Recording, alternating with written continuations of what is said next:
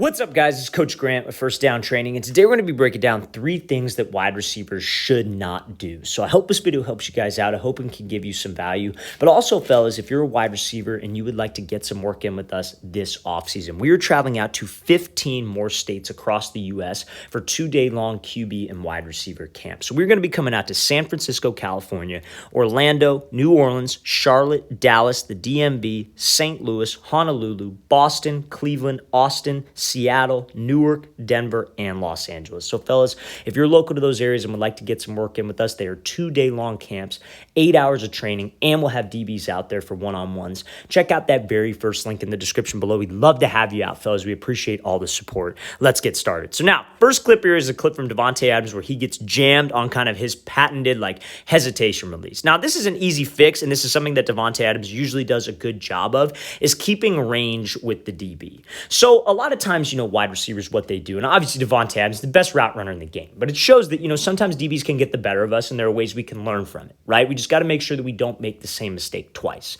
So when he comes off the line here, you got a DB who's patient like Patrick Surtain, right? He's patient. He's going to sit there. He's not going to open up the gate fast. We have to be able to get a read on him. So anytime that we see a DB who's in head-up coverage like this, it is super important that with my press release, I try to gather as much info as I can so I can react off of him. Now, I like this against head up. We talk a lot about inside shade press where you would want to attack his leverage, try to work him off the line, then take the outside release. When he's head up, we don't necessarily know. He might keep his outside leverage. He might keep his inside leverage. I have to gather info and try to get a read on him. So that's what Adams does with this kind of hezzy release right here. Now, this is what DBs are taught to do on this hezzy release is to, anytime you see that DB hesitate, shoot your hands. Get inside of his frame and jam because that's going to throw off the timing with the QB. And when he hesitates, naturally wide receivers get maybe a little bit higher of a pad level. So that is exactly what DBs are taught to do. And you see how he's not lunging out of control. He's not losing his base. He is staying in his base and just shooting hands. That's about as textbook as it gets from the DB. So what Adams did here that a lot of you can learn from is you want to try to keep range with this guy. So you want to be able to gather info, but as we gather info, usually a DB might backpedal, he might inch back, he might sit there, but he doesn't shoot hands. So when he comes at this guy, maybe we've studied it on film, maybe we know he likes to be physical. When I hesitate, I want to give a crossover or something quick, and I'm able to get him to move off his platform. When we don't get this DB to move his feet, and he's able to just kind of stay there and shoot hands and maintain his base, maintain being in a strong position, he could get hands. What I would say is okay, we hesitate, maybe we don't close as much space with the DB, and I give him some kind of move outside. Because if he tries to shoot that jam, but his feet are moving to the outside, and I have to run this slant route, if we get his feet over just a little bit, I have the leverage now. Because when you got a jam from a DB, you only have to beat this inside arm if you're running an inside route. Who cares if he gets hands with his right arm? I have to beat this inside arm. Now, Adams does exactly what a receiver coach would teach. You want to swat the back of the arm, you want to swat the back of the shoulder, back of the elbow, but he doesn't get any separation because we didn't get him off of his platform. So what I would say, something that you want to avoid, is closing the distance too much with a physical press DB. We don't want to go at a guy who's going to just sit there and get hands, or we want to go at him, but we don't want to get too close. If you get too close, that is when he can get hands and knock you off this thing. Obviously, Adams has had this release work a million times. Obviously, he's probably the best guy to watch off the line, but even the best guys sometimes can learn from their mistakes, like I said. Let's play this thing again, full speed one more time, and then we're going to talk about another one-on-one rep that Surtain and Adams had when it comes to top of the route mistakes that wide receivers will make. Let's play this thing full speed. So just make sure, fellas, we keep range and we know when to throw that crossover move just a little bit sooner. That's something that he'll learn from on film, and that is something that you guys can learn from on film if you see a jam. Always want to be able to learn from those mistakes. So now, this example here is going to be kind of a return route where he's snapping down and coming straight back to the ball. So anytime that you guys are running around, I'm going to play this full speed, you want to make sure that we avoid cutting off of my heels the best I can because that slows me down at the break point. So I think he did a great job here. We got a DB who's in zone. This is clearly cover 3, maybe cover 4. This guy's in charge of the deep, his deep third or his deep fourth, whatever it might be. So when we're running running a route like this, like stop route, like a return route where I'm coming straight back to the ball, we want to try to threaten this DB's blind spot the best we can. So if he's outside shade, right, we don't want to just run straight to his blind spot. Because if I just run straight to his blind spot, he's just going to squeeze me to the sideline, and that QB's going to have no room. So Adams does a great job of kind of attacking his inside shoulder, giving a little tempo change, and then accelerating to the blind spot. So he doesn't go there straight away, because all Surtain's going to do is just widen out and squeeze him. So he gives a little hesitation, then he gets to the blind spot, which is exactly how you want to run this route. That's exactly how you would play this. So now, when he goes to snap down, great hips, he's dropping his hips, his chin's going to his knee, dropping his butt. Everything about this is fine. But I want you to watch the steps that he takes after he snaps down. He is landing on his heel. So when you guys land on your heel, what do you think that does to your weight? Your weight gets shifted backwards. Now, again, this is not something that you can think about while you're actually running a route. This is not something where you're running a route, live game, full pads, and you're like, okay, I'm not going to snap down on my heels. This is something that you build, and this is a habit that you build throughout the drill work you do, the route work that you do. That's how you get better at this. It's not something that you can just think about. So now when he snaps down like this and you see he's on his heels, his weight starts to shift backwards. It's almost like he's sitting in a chair. Now, you hear me talk about this a lot. When you guys snap down, you almost want to think of it like there's a string attached to your chin and somebody's pulling that string down. You want to get your chin straight to your knee. An analogy I've been saying a lot with my wide receivers is you want to think of it like you're a soda can and somebody's crushing the can. You want to drop straight down. Because when you strike the ground, if you're on those heels and you start to lean back here, there's no like explosion out of the brake. There's no drive at the top of the brake. And you see when he starts to break down, he gets kind of stuck right there and he doesn't have much speed. And you guys getting stuck at the break point, losing explosion, losing energy, allows this DB to be able to make a play and recover.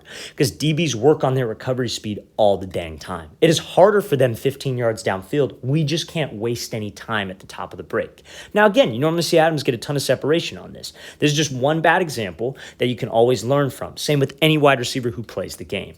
So when he snaps down again, what I would say, like if I was coaching this up, and this is again how we would coach this up, is not, hey, fix your foot strike. We would work on a series of drills, work on a series of routes to emphasize that. It's very easy for a guy to sit back and just critique it and just say, oh, he needs to do this. It's like, how can he get better at this? And it's thinking about those analogies, chin to knee, crushing a can, and doing the necessary drill work to actually improve that foot strike. So now when he snaps down, another thing that wide receivers will do right here is that they'll do the opposite of this, is they won't be on their heels, they'll be on their tippy toes.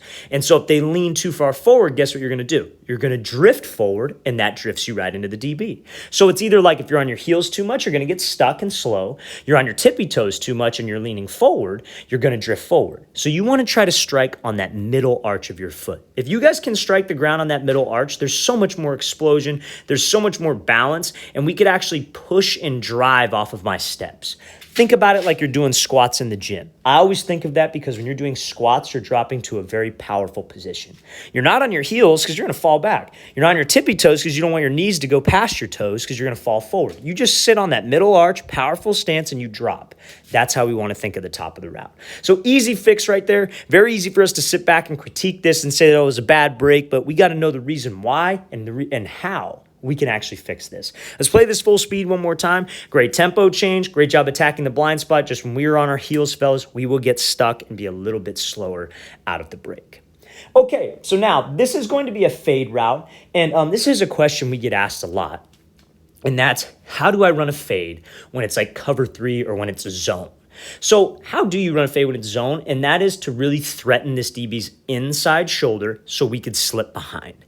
Now, you hear me talk about this a lot, like, oh, well, if you're running a fade and the DB's outside shade press, you want to attack him and take the inside release. And that's 100% true.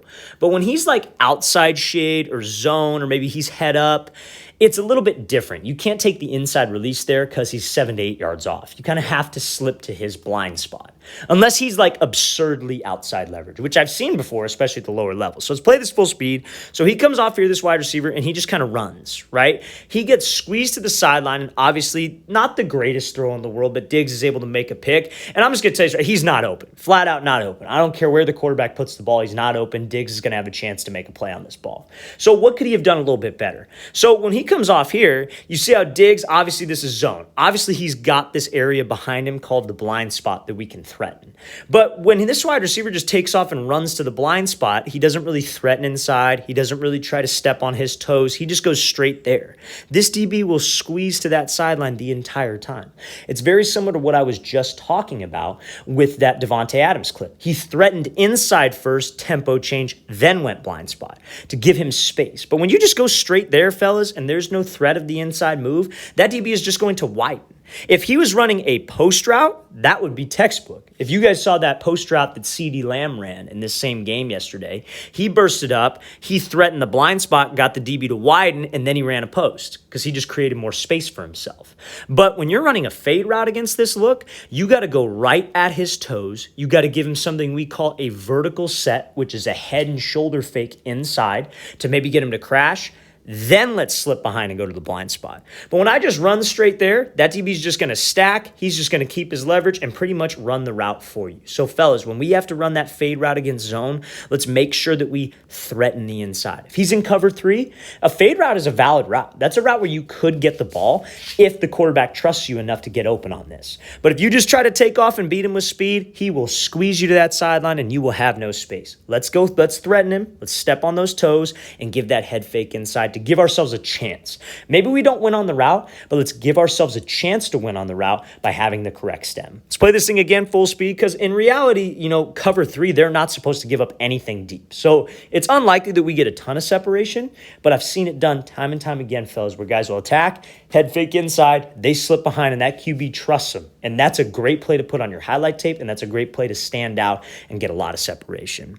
All right, fellas, I really want to thank you for watching. I really appreciate it. If you guys have any questions at all, don't hesitate to leave those in the comment section below. We always appreciate the feedback. It's always great to hear from you guys as usual. And again, fellas, we are coming out to 15 more states this offseason for 2-day long QB and wide receiver training camp. So if you guys are local to those 15 states that we have listed here, we'd love to have you out. It's a 2-day thing, not 150 kids out there. We're limiting spots, so you're going to be in a small group getting better for 8 hours with myself and my staff of coaches. So check out that very first link below if you're interested, fellas. I'll see you guys next time.